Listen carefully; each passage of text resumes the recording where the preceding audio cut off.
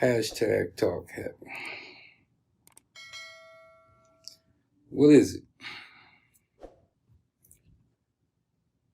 Well, hashtag talkheavy is a mission. It's a mission that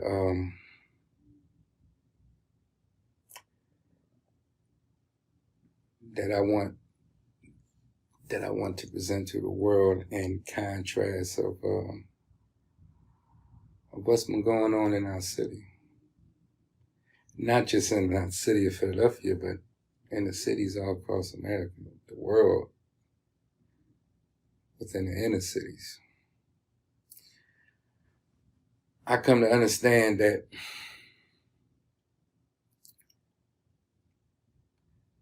we've been trying to attack the problems that we're facing from the inner cities, like head on. I think it's too much finger pointing at others, and I believe that some responsibility must be made. It must happen. The way I look at it, if we don't do it together, then we're in for something that's much worse. You know, they talk about tough on crime and action initiative on crime. I believe we need to get more into the reasons why these crimes are being committed and the reasons why someone would want to kill, to harm, to rob, carjack, whatever. It's something that we've been missing as a whole. And I believe that something it's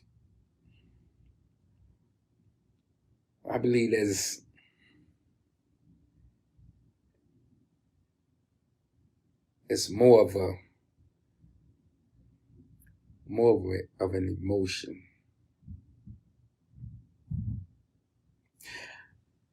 The way I see it, I believe that the generation that's doing what they're doing out here right now is the generation that we failed. I believe that if we don't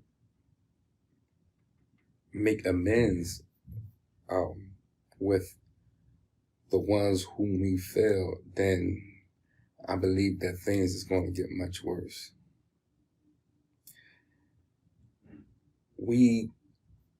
Our generation, we can never figure out why the younger generations do what they do. Well,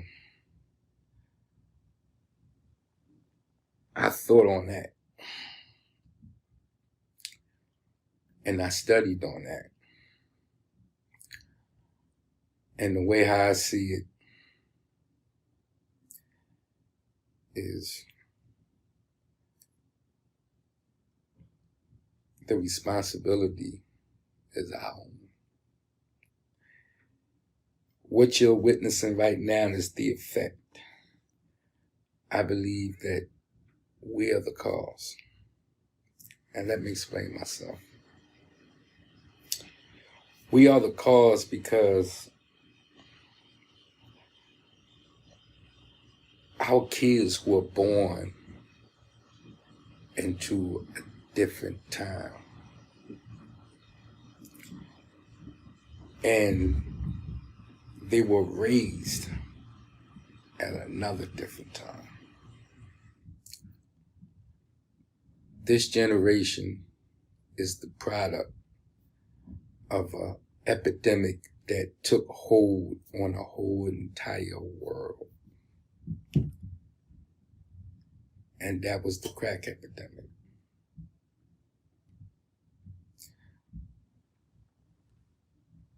Especially in the inner cities,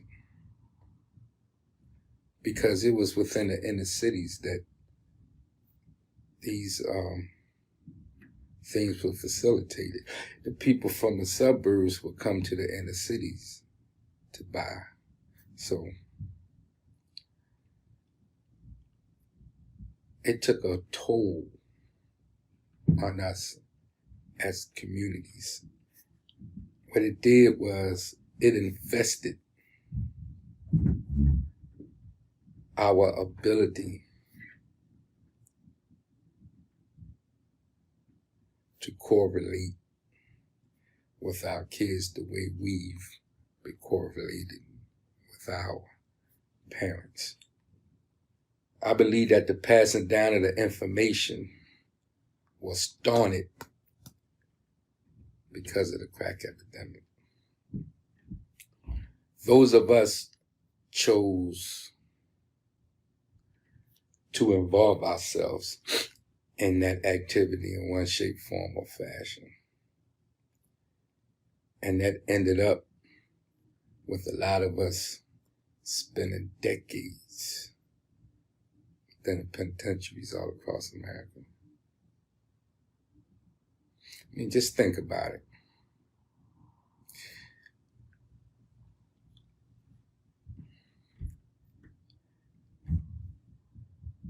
I know personally from like 84 until I went to the penitentiary in 1990, I was involved with the streets. I was involved with the distribution of narcotics, ultimately paying 17 and a half years of my life in the penitentiary because of it.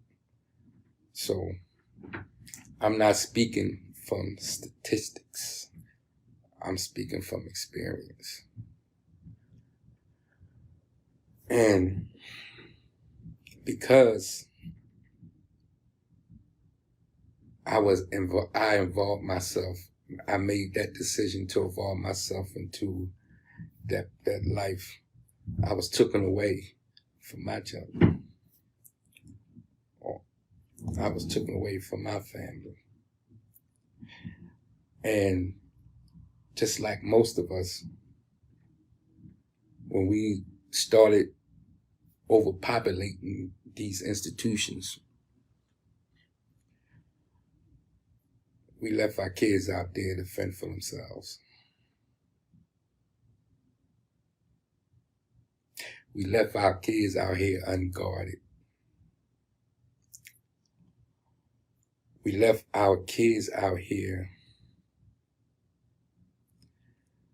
unable to feel that feeling of protection from my dad or, my uncle or whatever. When I was young, my father was always there. Brother Rockmire was always there for all of us. Like that. May he rest in peace. But we always knew that we had someone who will always have our back. We already know our mothers got our back, so I'm not saying that.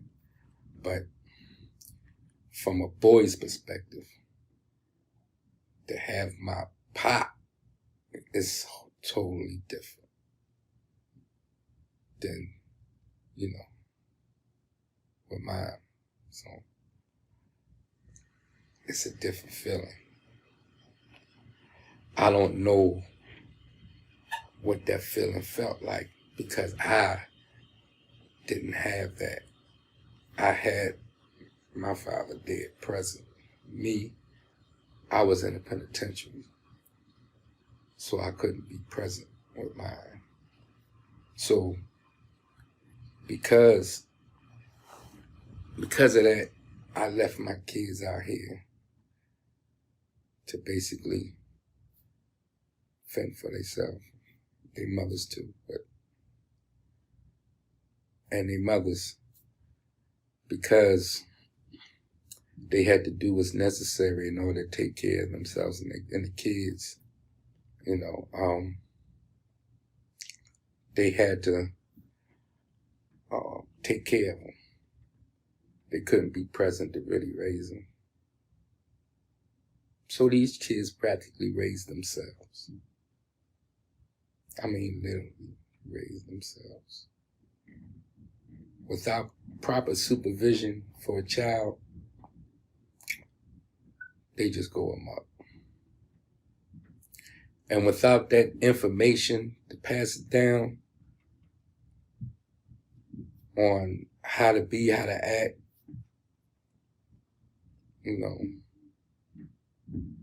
that fatherly understanding, without that, there's no guidance.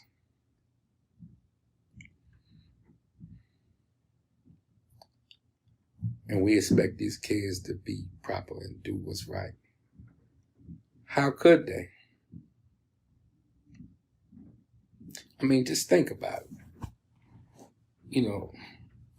We don't know.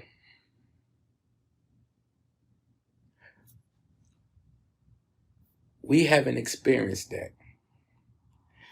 The type of trauma that these kids are experiencing and have been experiencing for decades is something that we are unaware of and have no knowledge of.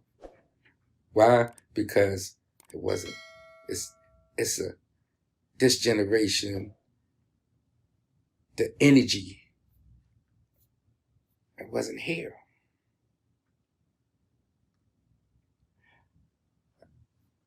How do we know what they're going through if there's no relationship to understand, or no dialogue to understand?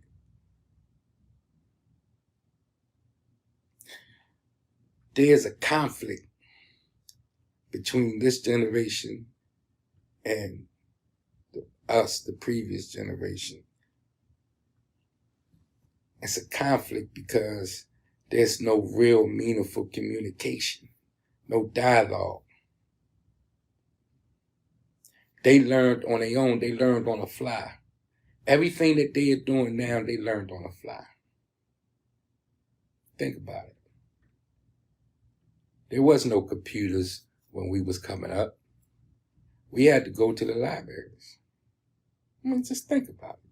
They have information at the tip of their fingernails. Information that you can get on anything. They're the most powerful generation that ever existed on the planet. They just unguided. They just have trauma deep within themselves.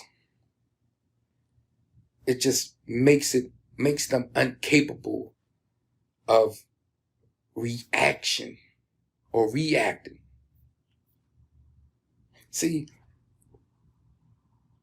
why do you think this generation is so emotional? Think about it. We wasn't emotional because we had the right information. We wasn't emotional because we knew that there was power in the strength. So we held on to the strength. But we had our fathers. We've had men. We had real men to instruct us in the proper format. We had real men to give us the information that's necessary in order for us to exist, to maneuver, especially within the inner cities. They did not have that. Let's think about that. We don't even know each other. This generation and us, we don't even know each other.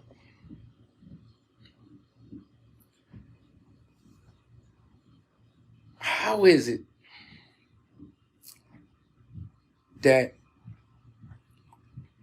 we can treat these kids of this generation like we were treated when they didn't have what we had? I mean, I'm just thinking here, just thinking here. How is it that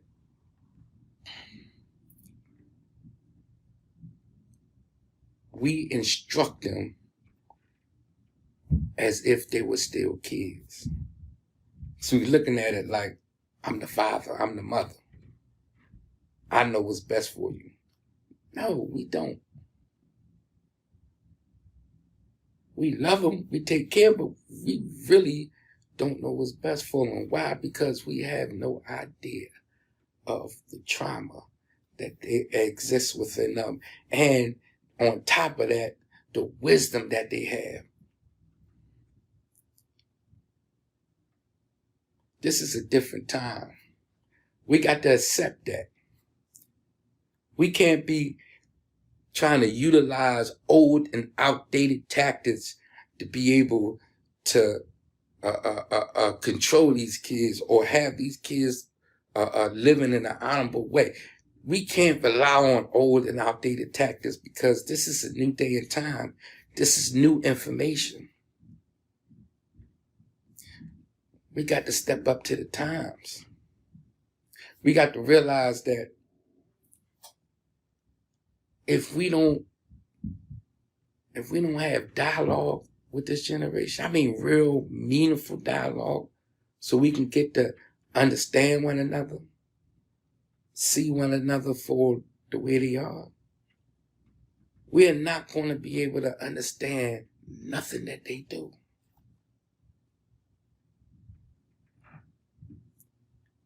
Society is ostracizing this generation as a lost cause. Think about it. Everything is targeted to murders and mayhem in every city in America. Our kids are being targeted. And they don't even understand why. You know why? Because we don't understand why. And we don't understand them. That's a disconnect that's dangerous. When I came home,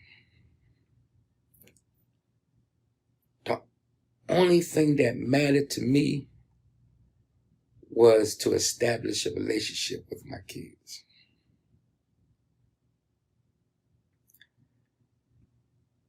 I want to be there for their kids.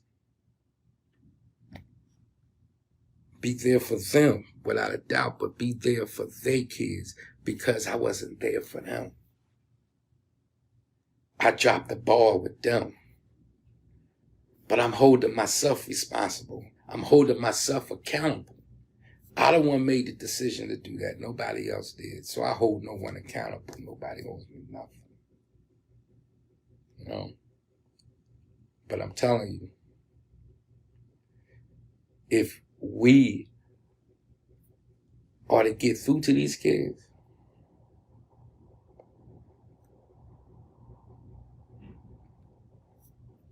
we have to understand that we got to treat them as adults first.